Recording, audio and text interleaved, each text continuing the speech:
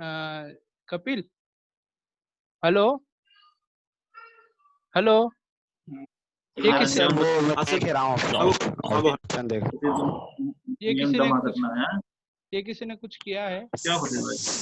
यार मैं आपको होस्ट बना देता हूँ क्योंकि मेरे मोबाइल पे ऑप्शन नहीं आ रहा है, लैपटॉप पे ऑप्शन आ जाएगा। चलो कोई बात नहीं। तो सर आप आपके इधर से हटा सकते हैं, डिलीट कर सकते हैं। ओके ओके ठीक है। तो अब हम जो है वो हमने पहले यूजीपीजी लेक्चर सीरीज में मैग्नेटिज्म जो है वो देखा था, अचानक उसका ये सेंटेंस फुल थ्योरी हमने देखा था। ठीक है। अब आज हम जो है, और इससे पहले हमने आपको एक यूट्यूब लिंक भी दी थी उस लेक्चर की, तो उससे रिलेटेड आज कुछ प्रॉब्लम्स हम देखेंगे। ठीक है। और मेरा नाम सागर सेन है, मैं असिस्टेंट प्रोफेसर हूँ गवर्नमेंट पीजी कॉलेज धार में। और आज हम जो है ये मैग्नेटिक प्रॉपर्टी ऑफ सॉलिड देखते हैं। तो सबसे पहला जो क्वेश्चन है, यह भी हम गेट के क्वेश्चन सॉल्व कर रहे हैं। ठीक है। अब सबसे पहला जो प्रश्न इसमें है वो ये था कि in an experiment involving A ferromagnetic medium, the following observation were made. Which one of the plot does not correctly represent the property of the medium? तो देखिए यहाँ पे स्पेशली ये पूछा जा रहा है कि जो फेरोमैग्नेटिज्म के लिए कौन सा ऐसा प्लॉट है जो कि नहीं है, मतलब इनमें से फेरोमैग्नेटिज्म के लिए नहीं है। ठीक है।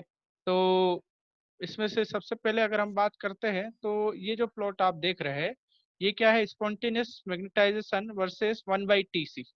तो नॉर्मली आपने ये वाला जो प्लॉट है ये टी वर्सेस स्पॉन्टेनियस मैग्नेटाइजेशन आपने देखा है। ठीक है। और बट ये आपको 1/T वर्सेस स्पॉन्टेनियस मैग्नेटाइजेशन, तो इसका एक्सप्लेनेशन अभी हम यहाँ नीचे देंगे।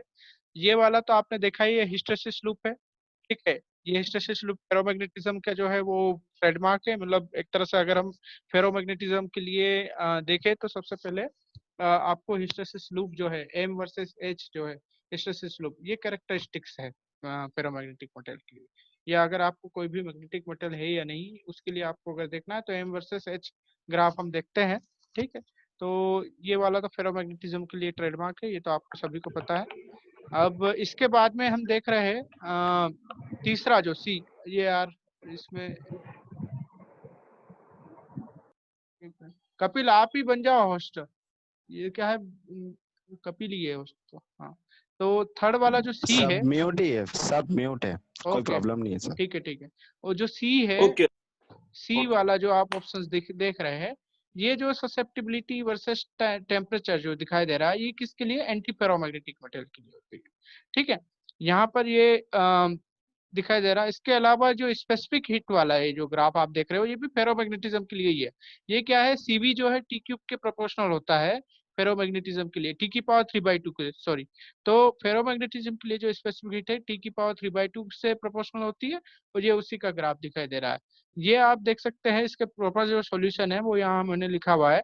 नॉर्मली ए वाला ऑप्शन बिल्कुल सही है। इसमें क्या होता है, जो सेचुरेशन मैग्नेटाइजेशन वो टी/टी/सी का जो रेशियो है वो इस तरह से दिया जाता है। ठीक है। और इसको हम किस तरह से बताते हैं? इस तरह से, इस फॉर्मूले के थ्रू हम बताते हैं। ठीक है। 1 - T/Tc की पावर 3/2, ये सेचुरेशन मैग्नेटाइजेशन का कर्व है।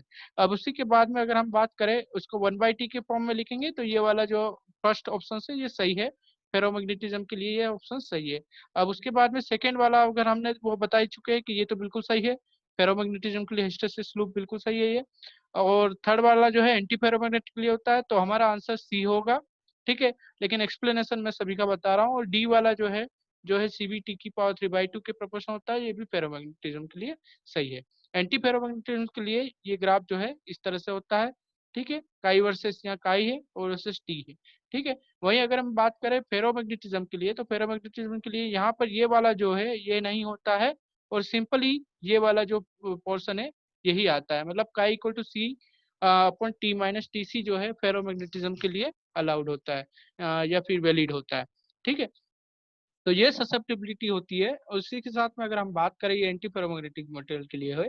और तो ये फर्स्ट हमारा जो क्वेश्चन है उसका हमने आंसर यहाँ पर देखा कि किसी एक्सपेरिमेंट में जो है फेरोमैग्नेटिक इन्वॉल्व हो रहा है। और इसके साथ में कुछ ऑब्जर्वेशन उन्होंने देखा, तो उसमें से कौन सा प्लॉट जो है वो करेक्ट नहीं है ये बता रहा है उसमें। तो हमने फेरोमैग्नेटिज्म के लिए करेक्ट नहीं है, तो ये हमारा सी आंसर होगा। तो we will move for a next question. This is the next question. The temperature dependence of magnetic susceptibility of a ferromagnetic substance with a Curie temperature Tc is given by this. This is the options. Okay. So if anybody knows this answer, please go to the comment box and write the answer. Please read this question again and again. What is the spontaneous magnetization? Somebody is asked the question. Okay. So देखिए spontaneous magnetization की अगर हम बात करें तो अगर हमने जैसे फेरोमैग्नेटिक मेटल में देखा है तो कई सारे डोमेन्स होते हैं, आपने देखा है। ठीक है, डोमेन्स में जो है स्पिन्स अलाइंड होते हैं सभी। ठीक है, तो ये जो स्पिन्स अलाइंड होते हैं, ये किस तरह से स्पिन्स अलाइंड होते हैं? ये सभी, अगर एक डोमेन की हम बात करें तो सभी स्पिन्स जो है वो इंटरनल मैग्नेटिक फील्ड जो है वो क्रिएट करते हैं और वो सभी स्पिन्स जो है एक साथ अलाइंड होते हैं। ठीक है, तो वो जो पर्टिकुलर एक डोमेन के अंदर जो स्पिन्स का अलाइनमेंट वो स्पॉन्टेनियस जो है वो मैग्नेटाइजेशन होता है। ठीक है, और अगर हम बात करें नॉर्मल कंडीशन में तो सभी जो मैग्नेटाइजेशन है अलग अलग डोमेन्स के वो अलग अलग होते हैं, डायरेक्शन अलग अलग होती है, जिसकी वजह से जो है टोटल मैग्नेटाइजेशन जो है 0 हो जाता है। ये हम ऑलरेडी थ्योरी क्लासेस में जब हमने देखा था वहाँ ये हम देख चुके हैं। हाँ, अगला जो है क्वेश्चन ये है, देखिए फेराइट्स, आपको और बाकी जो डाउट्स है तो आप मुझे बाद में भी जो है पूछ सकते हैं।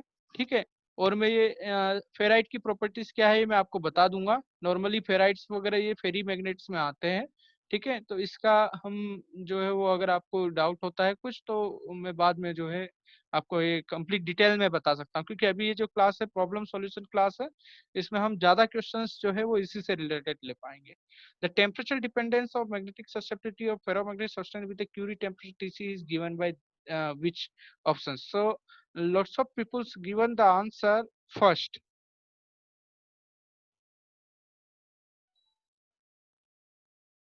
Lots of people given answers first. But देखिए फेरी यहाँ पर अगर हम बात करें temperature dependent susceptibility ferromagnetic substance के लिए, तो अगर हम इसका ग्राफ देखेंगे, ठीक है, तो यहाँ आप ये ग्राफ देख रहे हो chi equal to C upon T minus T C. तो ये वाला जो ग्राफ आपको दिखाई दे रहा है ये क्या है? टी ग्रेटर देन टीसी के लिए है। ठीक है, ध्यान रखिएगा, ये जो है टी ग्रेटर देन टीसी पर जो है ये आपको डिकेइंग हो रहा है। ठीक है, इसके बिलो जो है वो मैग्नेटाइजेशन मैक्सिमम होता है। ठीक है, तो यहाँ ये ऑप्शन जो है ये वाला आएगा, ना कि फर्स्ट वाला। ठीक है, टी लेस देन टीसी पर ये इस तरह से वेरी नहीं हो रहा है, स्पेशली वेरी जो है आपका इस तरह से हो रहा है, तो ये आपका आंसर बी होगा। ठीक है, अगला प्रश्न के लिए हम आते हैं। नॉर्मली अगर देखा जाए तो सॉलिड स्टेट फिजिक्स में मैग्नेटाइजेशन जो है उसमें क्वेश्चंस काफी कम क्वेश्चंस दिखाई दिए हैं। ठीक है, तो लगभग 5-7 क्वेश्चन ही हमने गेट के जो है उसमें अभी तक ऑब्जर्व किए हैं। अभी पिछली और अभी ये हमने सभी गेट के क्वेश्चंस लिए यहाँ से। ठीक है, इसके बाद में हम जेस्ट और बाकी एग्जाम्स के भी क्वेश्चन जो है उसमें ट्राई करेंगे कि उसको इंक्लूड करें पूरे। ये अगला प्रश्न जो है आप देख सकते हैं। ठीक है, पूरा पढ़ लीजिए एक बार क्वेश्चन। क्वेश्चन में वापस से रिपीट करता हूँ। Inverse susceptibility 1/chi as a function of temperature T for a material undergoes paramagnetic to ferromagnetic transition is given in the figure. Okay, where O is the origin, value of the Curie constant C, and the Weiss molecular field constant lambda in CGS unit is. First option C, 5 into 10 to the power minus 5, and these are the options. Okay, and this is the graph. Okay, from all the theories are means this complete statement is based on this particular graph. Okay, so what is happening in this particular graph? This 1/chi versus temperature. This 1/chi and this is the temperature is plotted. Okay, और यहाँ पर ये बता रहा है कि पूरे material undergo paramagnetic to ferromagnetic transition is given in the figure where O is the origin. तो यहाँ आप ये देख सकते हो, ये पर्टिकुलर पॉइंट आप देख रहे हो, ये क्या है? यहाँ पर आपका ट्रांजिशन हो रहा है। ठीक है, यहाँ ससेप्टिबिलिटी नेगेटिव है। ओके, और यहाँ ससेप्टिबिलिटी ये पॉजिटिव है। ठीक है, तो इस कंडीशन में यहाँ आपको ये जो है ट्रांजिशन दिखाई दे रहा है। ठीक है, ये ट्रांजिशन टेम्परेचर है टीसी। तो यहाँ टीसी कितना 600 केल्विन है। ठीक है। अब आपको यहाँ टीसी दे रखा है और इसके अलावा 1/काई जो है उसकी वैल्यू भी आपको दिखाई दे रही है। ठीक है। अब आपको यहाँ क्या करना होगा, आपको यहाँ निकालना है क्यूरी कांस्टेंट, उसकी वैल्यू निकालनी है और साथ में 20 मॉलिक्यूलर फील्ड कांस्टेंट की। तो देखिए जो 20 मॉलिक्यूलर फील्ड कांस्टेंट है वो टीसी इक्वल टू क्या होता है, TC equal to C lambda होता है। ठीक। सबसे पहले इस क्वेश्चन को सॉल्व करने के लिए हम टीसी इक्वल टू जो सी लेमडा है, सी और लेमडा जो है इनका जो मल्टीप्लीकेशन हम देख लेते हैं। तो ये मल्टीप्लीकेशन जो है उससे हम पता कर सकते हैं कि जो टीसी है वो 600 के इक्विवेलेंट है या नहीं। तो देखिए यहाँ ये टीसी जो है 600 केल्विन के इक्विवेलेंट है, तो यहाँ इन दोनों का अगर मैं मल्टीप्लाई करता हूँ, इसका और इसका और साथ में इसका, इन दोनों का, तो दोनों लगभग जो है वो सेम आ रहे हैं। ठीक है। तो मतलब आपके आंसर तो 3 और 4 में से कोई एक आंसर होगा। ठीक है। अब लेकिन अगर हम बात करें कि फेरोमैग्नेटिक मटेरियल के लिए, तो अ, यहाँ आप देख सकते हो कि इसको और अगर हम सोल्व करें तो ये जो डिफरेंस है ये 600 है। ठीक है। और यहाँ ये 600 डिवाइड बाय आप क्या करेंगे, सी, यहाँ से आप टीसी आपको मिल चुका है। ठीक है। तो इसको हम इस तरह से सोल्व कर सकते हैं। पहला तो हमने ऑप्शन चेक कर लीजिए आप। ठीक है। और यहाँ अगर 600 है, ठीक है, 1/काई की वैल्यू आपको दे रखी है, 1/काई की वैल्यू 2 × 10⁴, ये 600। और सी जो है यहाँ से आप निकाल सकते हैं, तो सी आप यहाँ से निकाल सकते हैं। तो ये जब सी यहाँ से निकालेंगे तो हमारे पास आंसर जो है वो कितना होगा, 3 × 10⁻² होगा। ठीक है। तो यहाँ इस तरह से इस क्वेश्चन को सॉल्व करेंगे हम। ठीक है।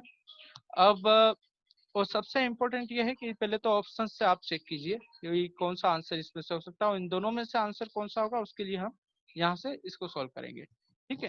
तो ये डिफरेंस 600 होगा, डिवाइड बाई सी, और 1/काई की वैल्यू हमें दे रखी है, तो इससे हम ये क्वेश्चन सॉल्व करेंगे। ये हमारा जो है वो प्रश्न क्रमांक 3 हुआ। ये गेट 2012 का क्वेश्चन है।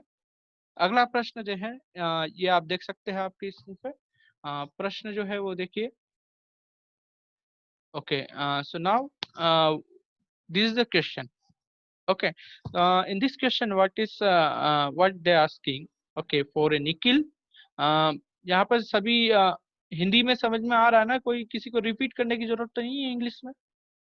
Do any need to repeat in this class in English? I think okay, ये कुछ okay, so I am repeating these things also in English. Okay, so whatever the questions we learn, okay, I will repeat again. Somebody are going to do something on the screen. Kapil. Sir ये वही हटा सकते हैं, फिर आप delete कर दीजिए तो हो जाएगा delete. Okay.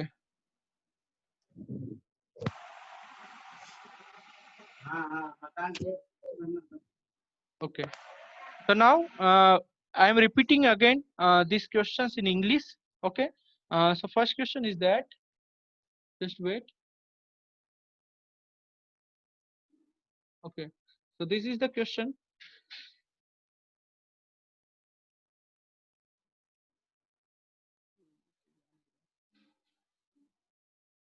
Okay. So this is the question. Okay. In this question, what they asking in an experiment involving a ferromagnetic material, okay, medium, which of the plot does not contain the ferromagnetic? Okay. This is the question. First is the very right answers. Okay. This is the spontaneous magnetism versus 1/T. Okay. Another is ferromagnetic. This is the characteristics of ferromagnetic, M versus H graph. Okay. This is the hysteresis loop.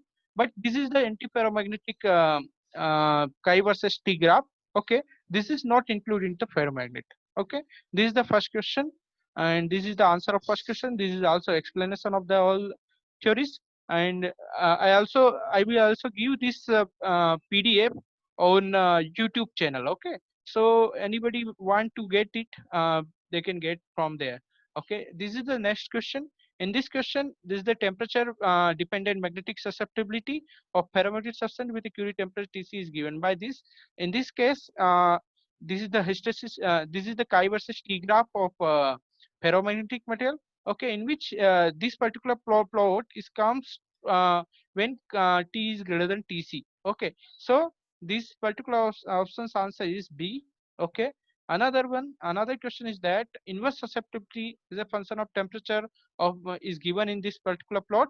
Okay, and they are asking about the Curie constant C as well as Weiss molecular field constant. So we know that the Weiss molecular field constant Tc equal to C lambda. Okay, where so in this question we will um, multiply this C and lambda. Okay, and we will check whether this Tc, this multiplication is equivalent to Tc, and Tc is given to 600 Kelvin. This is the transition temperature, Curie temperature. Okay, so we will see this the multiplication is equal to 600. So these two options are given by this particular answer, and this difference we will see which of the answer is correct. Then we will do this particular 1 by chi C upon T minus Tc, and okay, here this is the chi. Okay, this is the mistake. Okay, chi equal to C by T minus Tc. So 1 by chi is equal to T minus Tc divided by C. Okay, in this case this 1 by chi is given. Okay, and this difference is 600, and because T is not given, so this difference, particular difference, will be 600, and C we will put it here, and after 600 divided by 2 into 10 to power 4 is equivalent to this particular value, 3 into 10 to power minus 2, and lambda we will find this if we got this value C, then we will put 600 here. C is equivalent to 3 into 10 to the power minus 2, then we will get lambda. Okay, so we can do by the mathematical calculation by this, and if we see the normal the multiplication of that, then we can get the answer of in between two. Okay, so this is the proper explanation of three questions. Okay, now we will move to the question number 4. I will repeat both in the both language. Okay, first अभी यहाँ हम देखेंगे, अभी मैं हिंदी में repeat कर रहा हूँ, ठीक है, उसके बाद में मैं इंग्लिश में रिपीट करूंगा इसे. For nickel the number of density is 8 into 10 to the power 23. Okay, atom per centimeter cube. Electron configuration of nickel is that this is the electron configuration. Okay, and the value of the saturation magnetization of nickel in its ferromagnetic state is. The question is saturation magnetization asked in this question for a nickel. Okay, तो देखिए इस question में जो है आपको number density दे रखी है, वो इतना दे चुके हैं. इसके अलावा जो है आपको इलेक्ट्रॉन कॉन्फ़िगरेशन दे रखा है इसका. इसके अलावा ये पूछा गया है कि सैचुरेशन मैग्नेटाइजेशन इस जो निकिल है उसका आप बताइए फेरोमैग्नेटिक स्टेट में. तो सैचुरेशन मैग्नेटिक मोमेंट अगर हम बात करें in comparison of density, number density के फॉर्म में, तो ms इक्वल टू क्या होता है, किसी को पता है? अगर पता हो तो बताइए.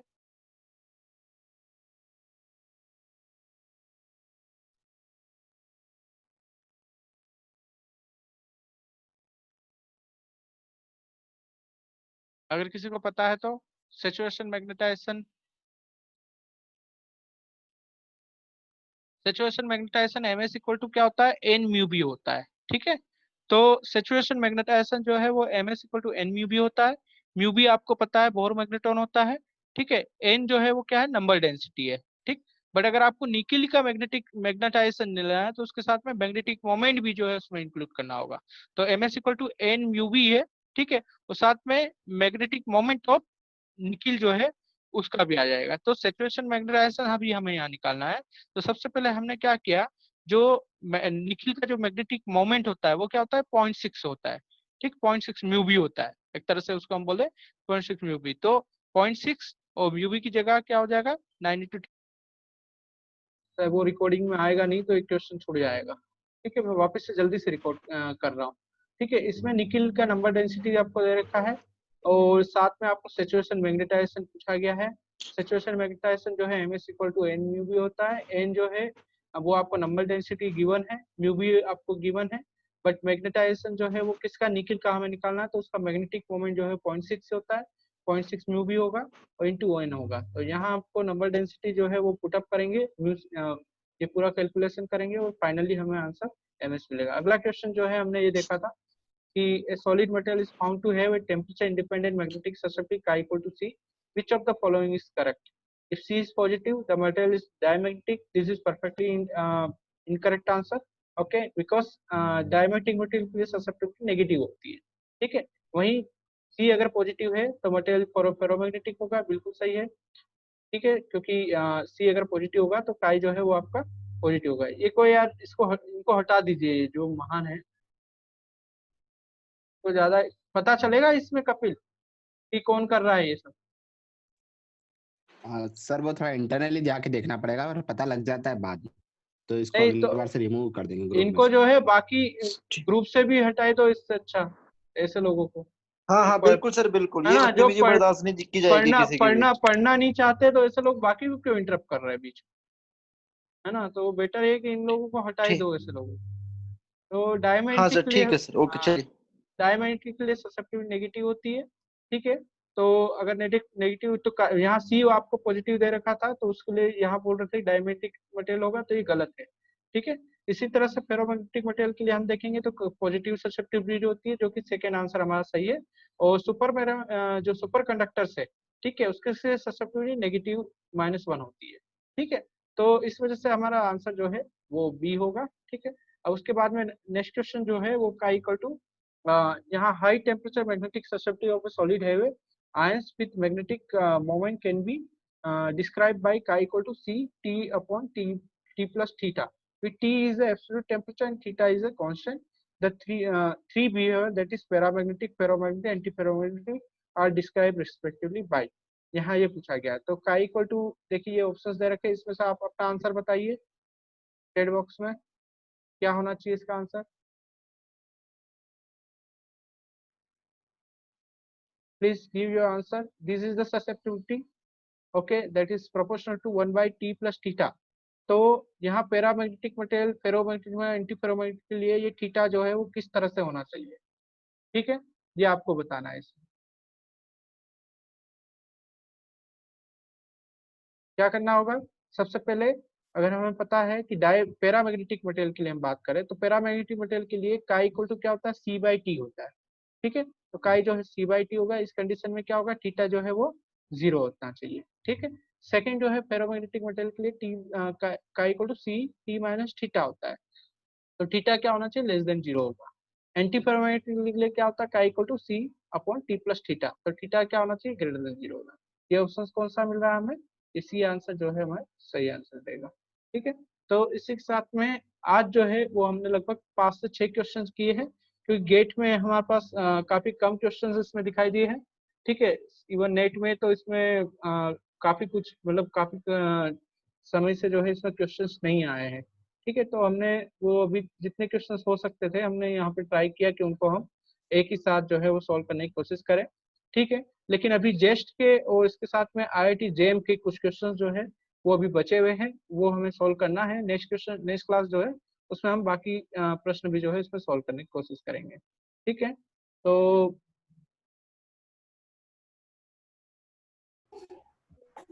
हाँ रविकांत सर,